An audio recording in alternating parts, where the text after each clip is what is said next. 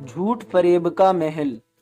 एक बार एक राजा ने अपने राज्य के सबसे कुशल कारीगर को महल में बुलाया।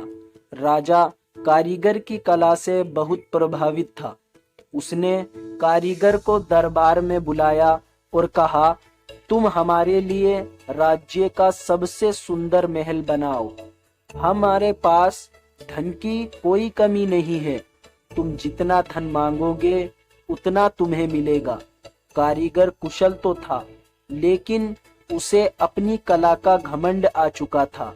सब जगह से अपने काम की तारीफ सुनकर अब उसके मन में काम चोरी और आलस्य की प्रवृत्ति आ चुकी थी। खैर, कारीगर महाराज की आज्ञा पाकर अपने काम में जुट गया, लेकिन थोड़े ही दिन बाद उसके मन में विचार उठा कि क्यों न रद्दी घटिया किस्म का माल लगाकर जल्दी से जल्दी महल का काम समाप्त करके मोटा मुनाफा कमा लिया जाए।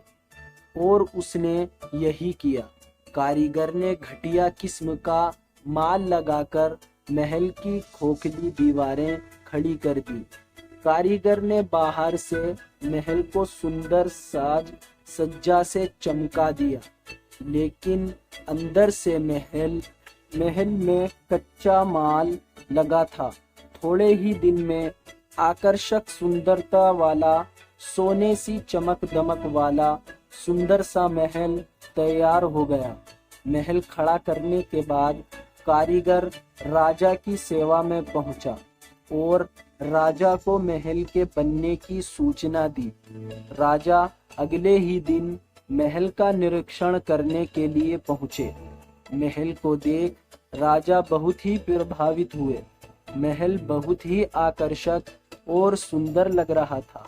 राजा ने कारीगर की बहुत प्रशंसा की और कहा, मैं तुम्हारी कुशलता से बहुत प्रभावित हूँ। इतने सुंदर महल का निर्माण के लिए तुम्हें जो भी इनाम दिया जाए वो कम है।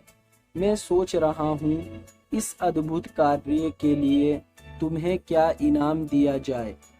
फिर थोड़ा सोच विचार कर महाराज मुस्कुराए और बोले, लो तुम्हें यही महल पुरस्कार में देता हूँ। महाराज की बात सुनकर कारीगर चौंक गया। उसे क्या मालूम था कि जिस महल को वह घटिया माल से बना रहा है, वही महल एक दिन उसे इनाम में मिल जाएगा। राजा महल का निरीक्षण कर और महल को कारीगर को इनाम में देकर चले गए। कारीगर अपने किए पर मुंह छिपाकर रोने लगा।